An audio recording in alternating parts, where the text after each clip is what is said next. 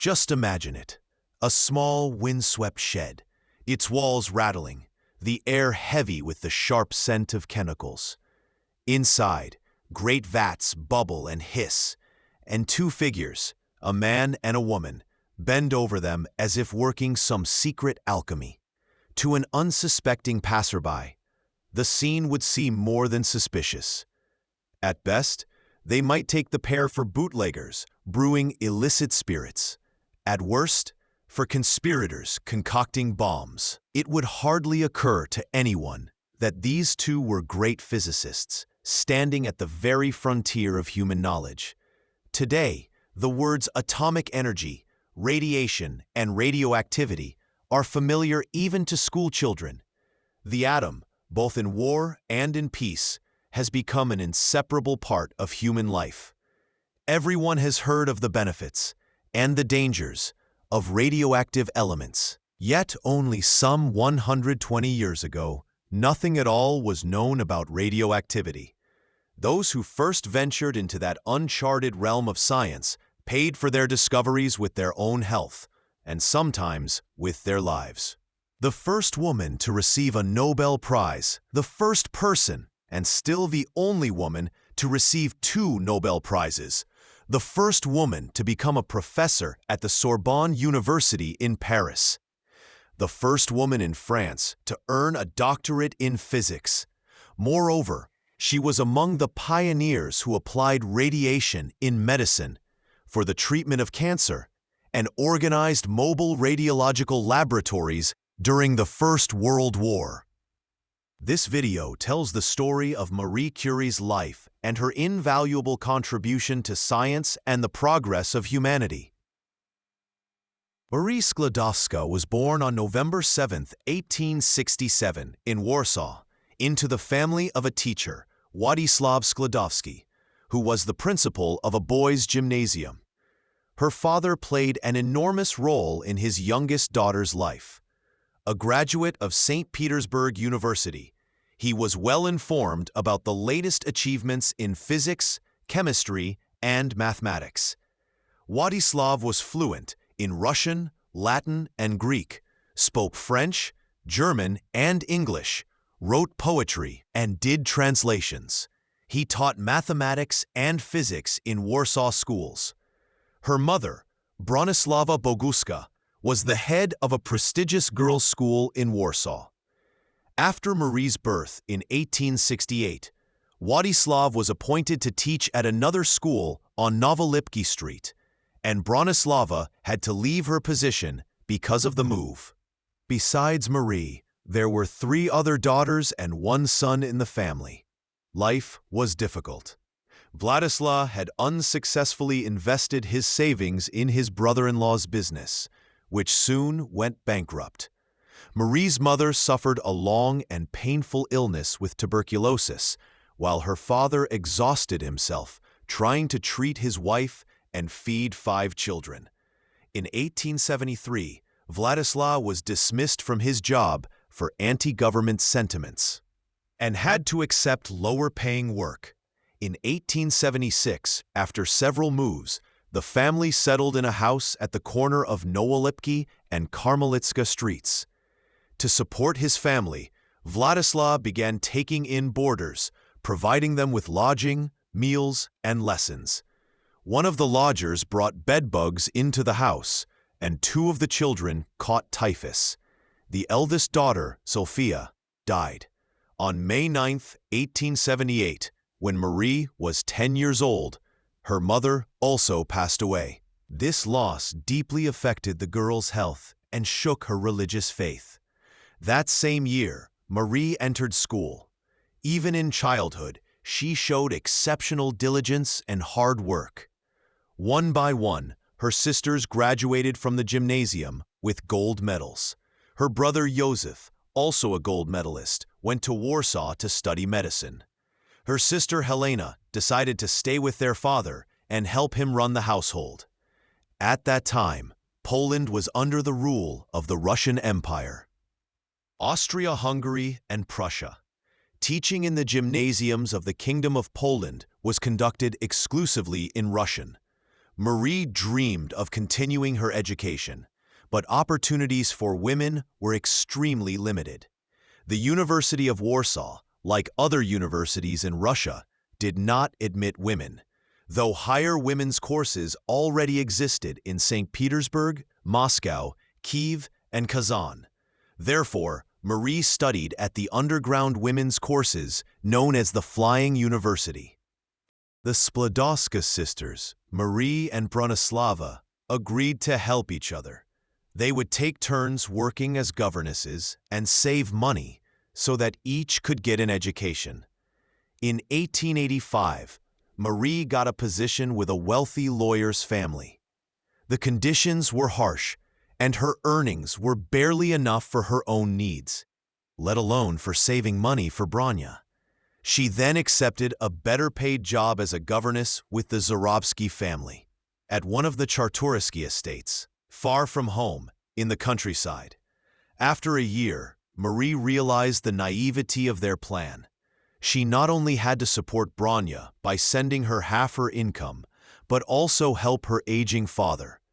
Despite her exhaustion, she persisted in self-education, rising at 6 in the morning and reading books on physics and mathematics. Life at the estate was not easy. Marie taught the landowners 5 children, mostly the younger ones, in a cozy room overlooking the sugar factory in Krasnyek. She taught children reading, writing, and arithmetic, and even bought pencils and notebooks for the village children with her own savings. For this work, she risked persecution by the Tsarist authorities, up to and including exile to Siberia. During school holidays, the eldest son, Kazimierz Żurawski, came home. After some time, warm feelings developed between them. However, Kazimierz's parents, noble and wealthy, were categorically opposed to their son marrying a poor governess, and soon they found him a more suitable bride. Marie stayed in that house for another year. Despite the pain of her loss, she continued to work and study. She was remarkably independent and full of vitality. She went ice skating, rode boats, rode horses, and even drove a carriage, something quite rare for a woman at that time. She wrote poetry and in her free hours taught peasant children how to read and write. For almost 4 years, she combined her work as a governess with nightly studies of science and her illegal teaching activities. Marie's father found new employment as the director of a shelter for juvenile delinquents. The work was difficult, but it provided a steady income, allowing Vladislav to fully cover Bronislava's education in Paris. This gave Marie the chance to start saving money for her own studies. In 1889, she received an offer to work as a private tutor in a wealthy Warsaw family and left the Żurawski estate. Around that time, Bronia married a Polish émigré, medical student Kazimierz Dwolski, and invited her sister to join them in Paris. However, Marie decided to stay in Warsaw for another year with her father. In November 1891, she finally set out for France. To save money, she bought the cheapest ticket. She traveled through Poland and France in 3rd class and through Germany in 4th class, almost in a freight car. In Paris, her sister and Kazimierz Dwolski, already a practicing doctor, welcomed her and offered her a place to stay. After 6 months, Marie decided to live independently and rented a small room in a cold attic in the Latin Quarter, close to libraries, laboratories, and the university. She refused to share the room with a roommate, wanting nothing to distract her from studying late into the night. Her diet was extremely modest: bread, eggs, fruit, and a bit of chocolate. She cooked on a small alcohol stove. Alongside her studies, Marie completed a scientific internship in a laboratory run by her cousin, Josef Boguski, who would later become an assistant to Dmitry Mendeleev. Upon entering the Sorbonne, Marie changed her name to the French form, Marie. She chose the Faculty of Natural Sciences, where she studied physics, chemistry, and mathematics, subjects rarely pursued by women. In 1891, when she enrolled, there were only 23 women among 1,825 students in that faculty. Out of 9,000 students at the Sorbonne, only 210 were women. Sklodowska quickly realized that her knowledge of French and some areas of mathematics was insufficient, but she worked with determination that astonished her professors. In 1893, when Marie graduated, there were only 2 women among the graduates of the Faculty of Natural Sciences, and she was one of them. During the day, Marie studied, and in the evenings, she worked as a private tutor. Her monthly income was only 40 rubles, about 100 francs. Barely enough to cover food and lodging. She saved on everything: food, lighting, heating, entertainment, and transportation. She even walked to the university to avoid spending money on public transit. Such a lifestyle quickly undermined her health. One day, Marie fainted right in the middle of a lecture. A fellow student ran to get help from the Dwuskis, who once again took Marie into their home so she could recover, eat properly, and stop worrying about finances. For her excellent academic performance, Marie received a scholarship from the Alexandrowitz Foundation in the amount of 600 rubles. This foundation was established to support outstanding Polish students studying abroad. By the end of her studies, Marie had become one of the university's top students. In 1893, she graduated first in her class and earned a licentiate degree in physics, and a year later, another one in mathematics. In July 1894, she ranked second among all graduates of her course. After completing her studies, Marie was awarded a grant from the French Society for the Encouragement of National Industry to conduct research on the magnetic properties of steels under the supervision of Professor Gabriel Lippmann, one of her mentors at the Sorbonne. From the funds she received, Marie returned 600 rubles to the Alexandrowitz Foundation as a gesture of gratitude.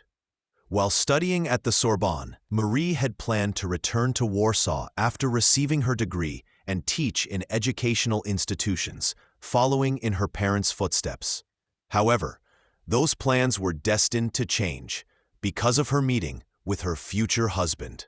In early 1894, at the home of Polish émigrés, the Kowalskis, Marie Sklodowska met Pierre Curie. They were introduced by a family friend, Joseph Kowalski, who hoped Pierre could offer Marie a chance to work in his laboratory.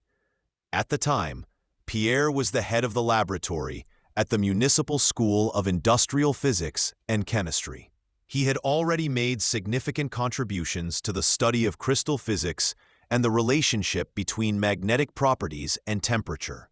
The term Curie point, the temperature at which a ferromagnetic material becomes paramagnetic, originated from his research. At their first meeting, Marie was still recovering from her disappointment over Kazimierz Zorowski, while Pierre was mourning the death of a girl he had loved since childhood. Pierre was immediately captivated by the delicate, fair-haired, gray-eyed Marie. He offered her a small workspace in his laboratory, and soon he became not only her colleague, but also her close friend, and later, her husband. Marie rejected Pierre's first proposal of marriage. She was seriously considering returning to Poland. Pierre declared that he was ready to move there with her. Later, he would admit that it was the only decision in his life he made without hesitation. In the summer of 1894, Marie went back to Warsaw to visit her family and try to find a teaching position at the University of Krakow. However, she was refused. The university hired only men. Throughout the summer, Pierre wrote her long letters. In October, she returned to Paris and resumed work on her dissertation, although she still dreamed of going back to her homeland and becoming a teacher. On July 26, 1895, Pierre and Marie were married in a civil ceremony, without a church service. The wedding took place at the town hall of Sceaux, a suburb of Paris where Pierre's parents lived. The couple refused both a religious ceremony and wedding rings. Instead of a bridal gown, Marie wore a dark blue suit, the same one she would later wear for years while working in the laboratory. After the ceremony, the newlyweds set off on a bicycle trip through the Île-de-France region. The bicycles were bought with money they had received as wedding gifts. They made plans. They spoke of physics and of love. They picked flowers. They were happy. Their shared love of cycling lasted all their lives. In the autumn of 1895, the couple settled on Rue Glacière in a small fifth-floor apartment overlooking a garden. The apartment consisted of 3 tiny rooms. On September 12, 1897, their daughter Irène was born. Pierre's father, Dr. Eugene Curie, who was present at the birth, played an important role in her upbringing. Just 2 weeks later, his wife died of breast cancer, and he moved in with Marie and Pierre, devoting himself entirely to caring for his granddaughter and freeing the parents to continue their scientific work.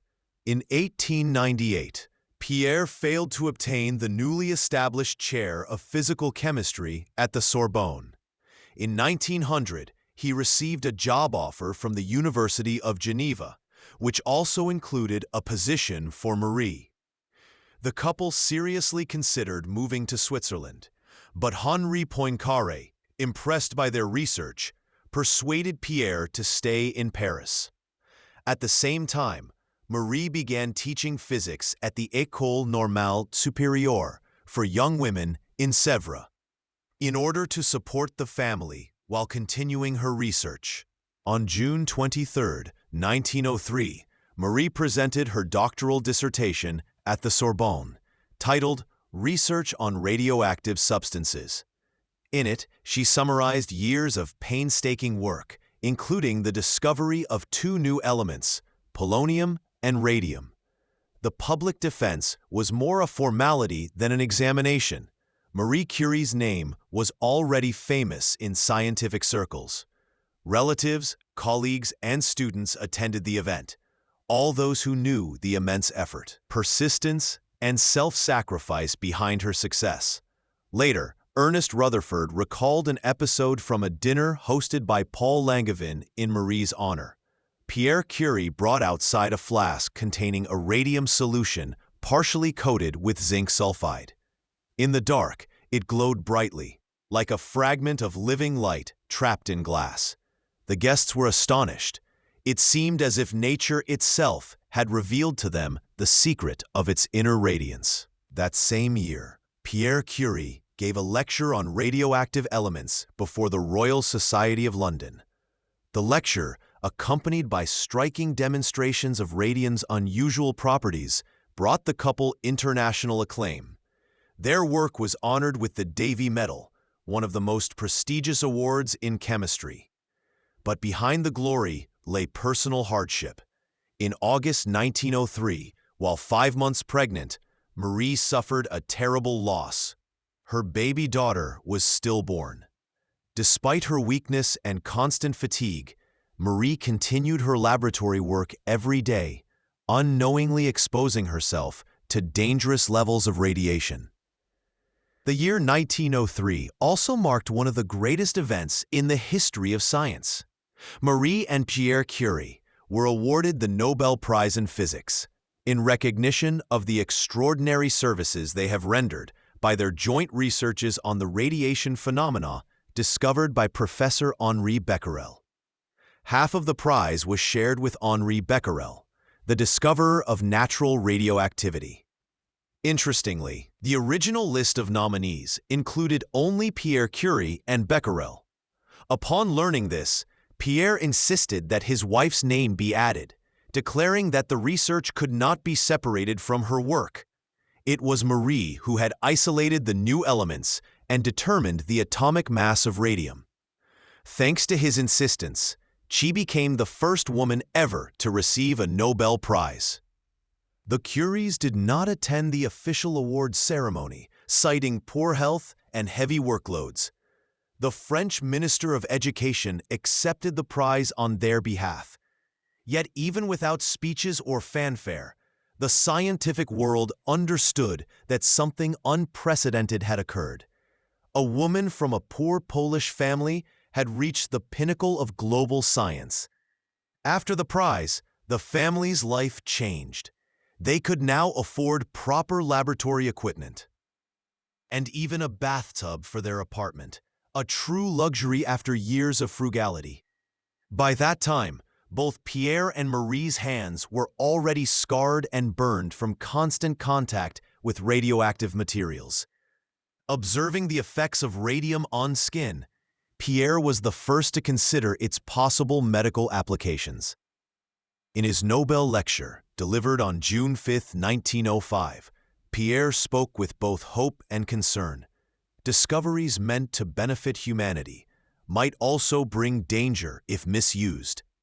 His words, spoken long before the advent of the atomic bomb, proved prophetic. In July 1905, Pierre was elected to the French Academy of Sciences, achieving the recognition he had sought all his life. On December 6, 1904, the couple's second daughter, Eve, was born. By then, their situation had improved greatly.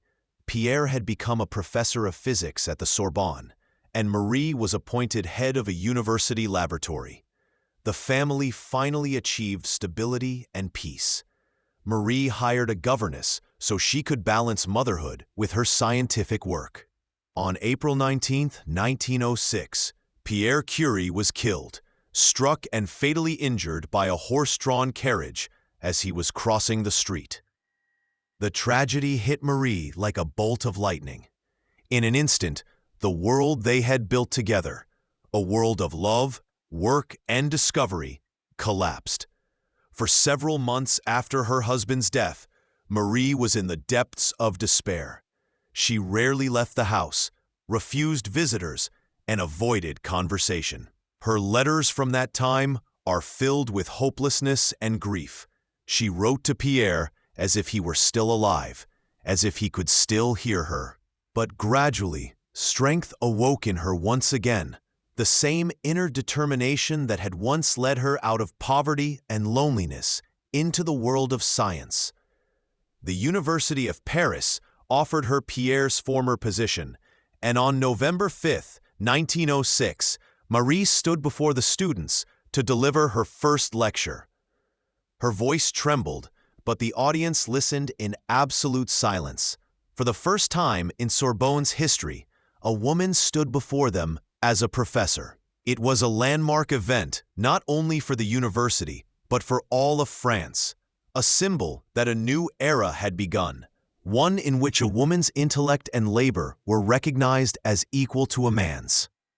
In 1908, Marie officially received the title of professor and her own chair of physics. Her lectures became extremely popular. Students said that when she entered the room, it seemed as if the air itself grew brighter, with the same glow that radiated from her beloved radium. In 1910, Marie Curie's candidacy was put forward for the French Academy of Sciences. The move sparked a storm of controversy. No woman had ever been a member of the Academy. Newspapers and salons erupted in fierce debate. Many scientists, especially from the older generation, argued that a woman should not sit among the highest minds of France. When the vote took place in January 1911, Marie lost by only 2 votes. The rejection was a painful blow, but she accepted it with dignity, without resentment or complaint. She never again allowed her name to be nominated. That same year, the government offered to honor her with the Legion of Honor, but Marie declined. She never sought fame or titles. Her only passion was science. From 1911 until the end of her life, Marie Curie was a regular participant in the Solvay conferences, international gatherings of the world's greatest physicists. At the table with her sat Einstein, Planck, Lorentz, and bore. In the surviving photographs of those meetings, she is the only woman among 20 men. Yet it was precisely during this time that fate tested her again. 4 years after her husband's death, a new close companion entered her life, Paul Langevin, a brilliant physicist, former student, and friend of Pierre. He was 5 years younger than Marie, married, and the father of 4 children. What united them was not passion, but a deep spiritual kinship, mutual understanding, and shared loneliness. When news of their relationship became public, a scandal erupted. Langevin's wife, having obtained some of their private correspondence, handed the letters over to journalists. The Paris press launched a vicious campaign. Newspapers accused Marie of every conceivable sin, fabricated sordid details, and called her in turns Russian, Jewish, or German. They attacked her atheism and unfeminine nature. One day, an angry mob gathered in front of the Curie home, and Marie was forced to flee with her daughters to the house of her friend, the writer Camille Marbeau, to avoid physical assault. The situation reached the point of absurdity. Paul Langevin even challenged one of the journalists to a duel. However, when they met, both men refused to shoot. The scandal only died down months later, but Maria's reputation was once again under attack. During this difficult time, she received a letter from Albert Einstein, a man who deeply respected her as a scientist and admired her as a person. He wrote, "If the rabble continues to harass you, just don't read that nonsense. Leave it to the reptiles for whom it was fabricated." These words became a true source of comfort for Marie. She gathered herself once more, like someone tempered by pain. Only a few months later, she was awarded her second Nobel Prize, this time in chemistry, for isolating pure radium and studying its properties. Thus, fate rewarded her resilience, instead of disgrace, immortality. In 1911, Marie Curie received the Nobel Prize in Chemistry for her services to the advancement of chemistry through the discovery of the elements radium and polonium, the isolation of radium, and the study of the nature and compounds of this remarkable element. She became the first, and still the only, woman in history to have been awarded 2 Nobel Prizes. In her lecture in Stockholm, Marie emphasized that the discovery of the new elements had been the result of her joint work with Pierre. First of all, I wish to recall that the discovery of radium was made by Pierre Curie together with myself. We also owe to Pierre Curie his fundamental experiments in the field of radioactivity. My own work consisted of the chemical investigations required to isolate radium. Marie Curie helped to strengthen the prestige of the Nobel Prize as a whole.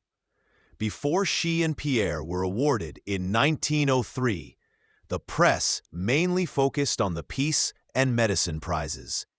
The Curie's discoveries, made in a modest laboratory under almost impoverished conditions, deeply impressed the entire world. Moreover, the extraordinary properties of radium, which many believed could become a miraculous cure for cancer, intensified public fascination with their work. 1. Yet even at this pinnacle, the press's attention was not limited to her scientific achievements, but also to her personal life. The scandal surrounding her affair with Paul Langevin did not subside even after the announcement of her second Nobel Prize. The famous Swedish chemist Svante Arrhenius at first invited Marie to attend the ceremony, but later, bowing to public pressure, declared that her presence would be undesirable. Despite this, Marie still traveled to Stockholm, taking her elder daughter Irene with her. In her speech, she dedicated the award to Pierre's memory, believing the honor rightly belonged to them both. After returning from Sweden, Marie's health deteriorated sharply. She suffered from kidney problems, exhaustion, and depression. She underwent surgery and spent some time recovering in a private clinic under an assumed name, wishing to avoid the attention of journalists. Later, she went to England to rest at the invitation of physicist Hertha Ayrton, one of the few colleagues who had firmly stood by her side. Paul Langevin eventually returned to his family, but his scientific and friendly relationship with Marie endured until the end of her life. Even before the war, in 1909, the University of Paris, together with the Pasteur Institute, established the Radium Institute, a scientific center dedicated to the study of radioactivity. The initiative for the project came from Émile Roux, the director of the Pasteur Institute. The Radium Institute was divided into two divisions, one for fundamental research and another for the medical applications of radiation. By July 1914, the organizational work was complete, and Marie Curie was appointed director of the Division of Fundamental Research. After the First World War, the institute became one of the 4 leading centers in the world for the study of radioactivity. Alongside the Cavendish Laboratory under Ernest Rutherford, the Radium Research Institute in Vienna, and the Kaiser Wilhelm Institute for Chemistry in Berlin, where Otto Hahn and Lise Meitner worked. In 1925, Marie Curie visited Poland, where she took part in the foundation ceremony for the Warsaw Radium Institute, a project she had long dreamed of realizing. Construction was completed in 1932. Her sister Bronisława became the director, while Marie herself assumed the role of honorary director. Although such formal events were tiring for her, they played an important role in raising funds for science. Later, similar radium institutes were established in London, Leningrad, and Vienna. On August 1, 1914, France declared a general mobilization, and soon the first bombings of Paris began. Realizing the danger, Marie Curie personally transported the entire supply of radium, the most precious substance she and Pierre had ever collected, in a lead container to Bordeaux, where the French government had been evacuated. After ensuring its safety, she returned to Paris to help with the war effort. Immediately after the outbreak of war, Marie Curie, appointed director of the Radiology Service of the Red Cross, began organizing and maintaining mobile X-ray units for diagnosing wounded soldiers. She enlisted the help of philanthropists, engineers, and doctors, and personally trained medical staff to operate the new equipment. She invested all her personal funds, including the money from both of her Nobel Prizes, into war bonds. These mobile radiological vehicles, known at the front as Little Curies, saved thousands of lives. By the end of October 1914, the first units were already operating, and on November 1st, Marie herself went to the front lines to train military doctors. During the course of the war, she, her daughter Irene, and their students performed over 1 million X-ray examinations. Despite her invaluable contribution, Marie received no official honors from the government. Society had not yet forgiven her for the scandal of years past. But for her, the most important thing was that her work saved lives. In 1916, she opened training courses for radiological assistants at the Institute. Under her supervision, new radiology stations and mobile units were established in the frontline zone. By the end of the war, there were around 200 stationary and 20 mobile installations in operation. In 1920, Marie summarized her wartime experience in a book titled Radiology and War. In 1920, the French government awarded Marie Curie a special stipend that had previously been established for Louis Pasteur. She continued to teach, supervise scientific research, and actively promote the medical applications of radiation. In 1923, Marie published a biography of her husband, titled Pierre Curie. It was not merely a scientific account, but a deeply moving narrative about the man with whom she had shared love, work, and a lifelong mission. From time to time, Marie visited Poland, which had regained its independence after the war.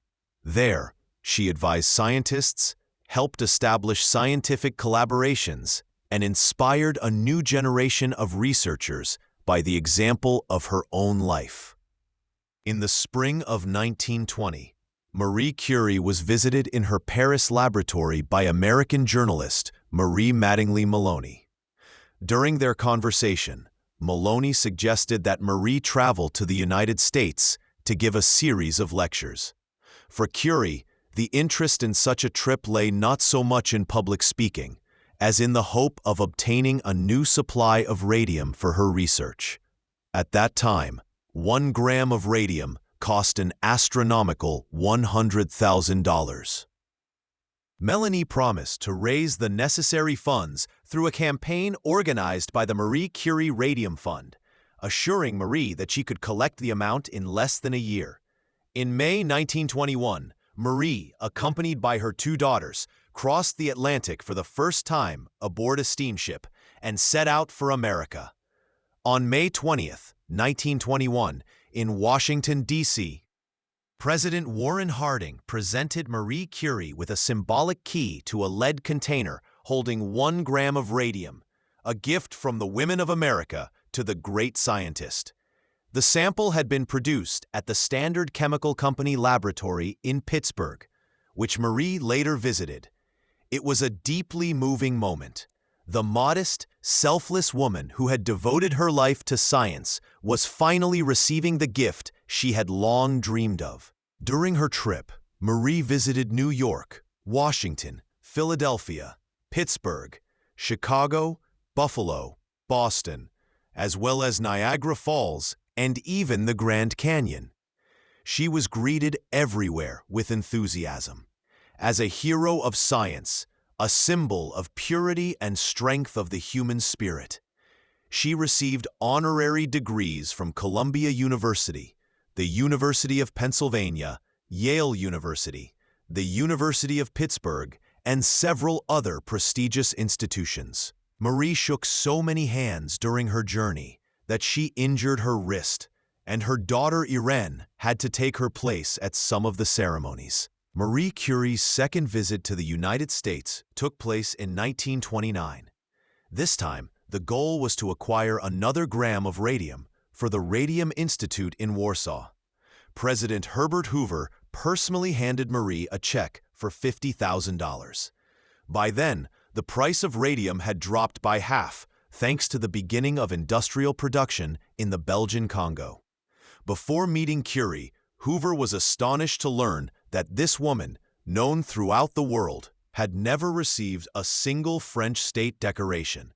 When the French government heard of this, it again offered to award her the Legion of Honor. But, as before, Marie declined, believing that the true honor of a scientist lies in their work, not in medals. In 1922, Marie Curie became the first woman elected as a member of the Paris Academy of Medicine, in recognition of her outstanding contributions to medical radiology. That same year, the French government awarded her an annual state prize, and Marie actively traveled, giving lectures in Belgium, Spain, Czechoslovakia, and Brazil, addressing students and scientists, and inspiring a new generation of researchers.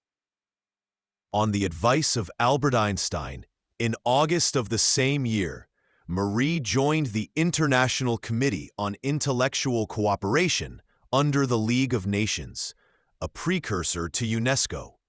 She served on the committee until the end of her life, working alongside such prominent thinkers as Einstein, Lorentz, and Bergson. Curie helped coordinate scientific research, participated in the development of standardized terminology and formats for scientific publications, and contributed to the organization of international knowledge exchange. In 1930, she was elected to the Commission on Isotopes and Atomic Masses, where she worked diligently until her final days.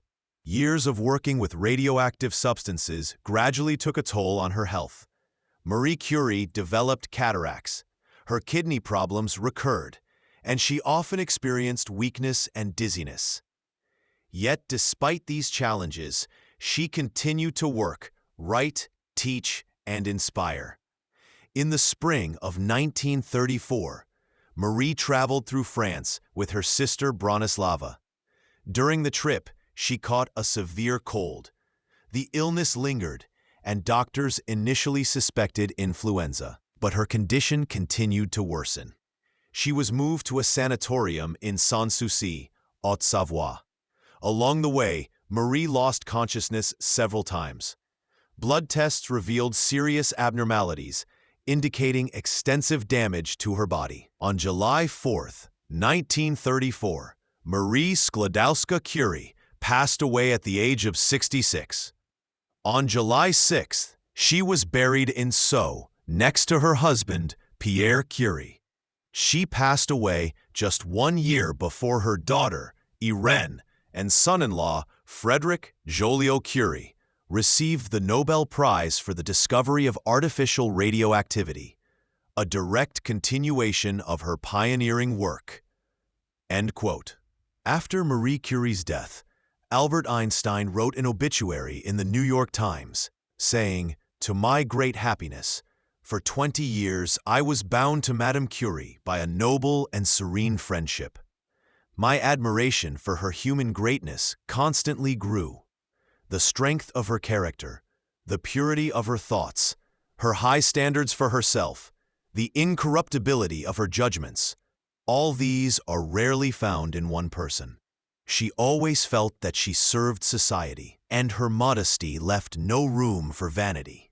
Her life is an example of how perseverance, kindness, and courage can change the world." On April 20, 1995, by decree of the President of France, François Mitterrand, the remains of Pierre and Marie Curie were transferred to the Pantheon, the mausoleum of France's greatest sons and daughters. The ceremony was attended by Polish President Lech Walesa. Marie Curie became the second woman buried in the Pantheon and the first woman to be honored for her own achievements, rather than as a spouse. To protect visitors from radiation, the couple's coffins were lined with lead. Despite being an agnostic, Marie Curie became a cultural icon in France. French women still leave letters and notes of gratitude and requests at her tomb. It was discovered that natural chalcolite, a mineral composed of copper and uranium phosphate, emitted twice as much radiation as pure uranium, while artificially prepared mixtures of the same salts emitted half as much. This indicated the presence of an unknown, highly active component in the mineral, different from uranium and thorium. The Curies decided to investigate how the chemical composition of a substance affected its radiation intensity. Their method involved measuring the activity of a sample, then chemically separating it, and measuring the activity of the resulting parts to determine where the radioactive component had gone. Experiments in 1898 suggested that uranium pitchblende contained another radioactive substance. By analyzing different fractions of the ore, the couple found one that emitted 400 times more radiation than pure uranium, marking the first step toward the discovery of a new element. Marie began systematically measuring the activity of all known elements and their compounds. She studied phosphorus, pure uranium, rare metals, and even minerals from the collections of the French National Museum of Natural History. As a result, she discovered the radioactivity of several substances, including thorium. She was the first to note that radiation is an intrinsic property of matter, independent of temperature, purity, or external influence. On July 18, 1898, the Curies announced their first major discovery. In a substance rich in bismuth, they had found something new: polonium, named after Marie's homeland, Poland. But their work did not stop there.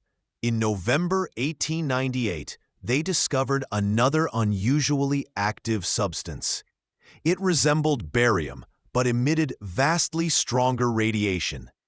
After extensive experiments, They obtained a mixture in which the new element was millions of times more active than uranium. Spectral analysis confirmed the presence of previously unknown radiation lines, and on December 19, 1898, they announced the discovery of radium. Marie introduced new scientific terms, radioactivity and radioactive element. But isolating pure radium was a long and arduous process. Its concentration in ore was extremely low, and obtaining even a tiny amount required processing tons of material. With support from scientists in Vienna, Marie received several tons of uranium ore waste from Joachimsthal for free. She processed it manually, 20 kilograms at a time, in a dilapidated shed. Freezing in winter and sweltering in summer, each ton yielded only a few grams of salts, from which radium chloride was eventually extracted. This work took 4 years. It was only in 1902 that the Curies obtained 0.1 grams of pure radium chloride and determined its atomic mass. Marie later wrote that if they had had sufficient funds and proper equipment, they could have completed it in 1 year. Their laboratory was small and humble. Wilhelm Ostwald, upon visiting, said, "It was something between a stable and a potato cellar. If I had not seen the instruments, I would have thought someone was playing a joke on me." Despite the hardships, the Curies did not patent their discovery, choosing to share it selflessly with humanity. Their work laid the foundation for a new science, radioactivity. In 1902, Ernest Rutherford wrote, "The best runners on the starting line of research are Becquerel and the Curies.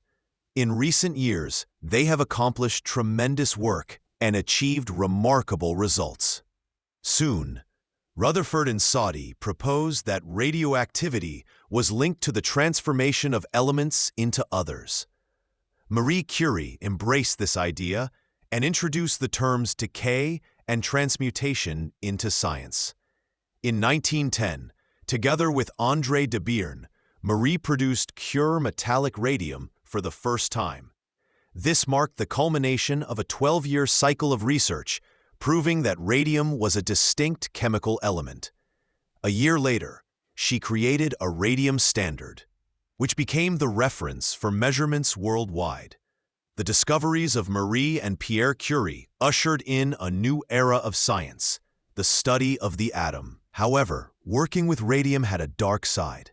Scientists noticed strange burns after contact with the substance.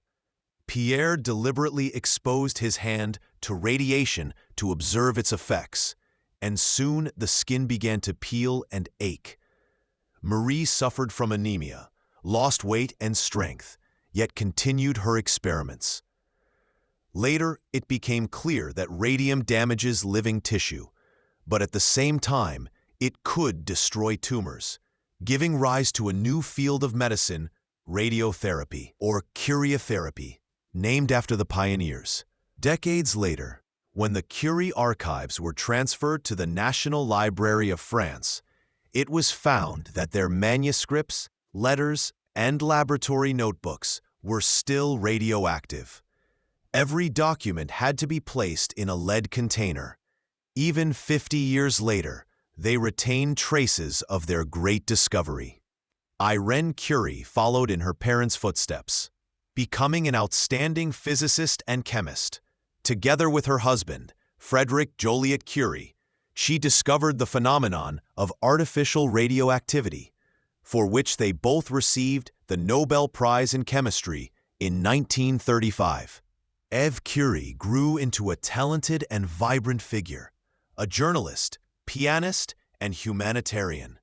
She wrote a deeply moving biography of her mother, which became a bestseller in the United States and won the National Book Award.